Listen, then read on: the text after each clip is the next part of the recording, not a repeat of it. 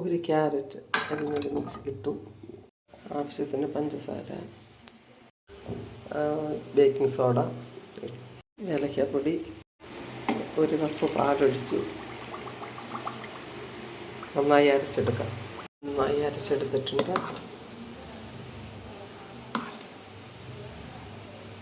ഇതിലേക്ക് ഞാൻ ഒരു 1/4 കപ്പ് റിഫൈൻഡ് ഓയിൽ ഒഴിച്ചു കൊടുക്കുകയാണ്.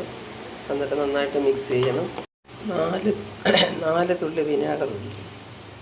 എല്ലാം കൂടി ഒന്നുകൂടെ മിക്സിയുടെ ജാറിലിട്ട് അടിച്ചെടുത്തിട്ടുണ്ട്. എണ്ണ എല്ലായിടും, പാത്രത്തിലെല്ലായിടും എണ്ണയൊന്ന് തൂത്ത് കൊടുക്കണം. ഇത് നമുക്ക് ഓവനല്ലാതെയും വയ്ക്കാം, പക്ഷേ ഞാൻ ഓവനിലോട്ടാണ് വയ്ക്കുന്നത് കേട്ടോ. പാത്രത്തിൽ സെറ്റാക്കിയിട്ടുണ്ട്. ഇനി നമുക്ക് ഓവനകത്ത് വയ്ക്കാം. ഓവനിൽ നിന്ന് മാറ്റിയിട്ടുണ്ട്. നമുക്കിനി തണുക്കുമ്പോൾ മുറിച്ചെടുക്കാം.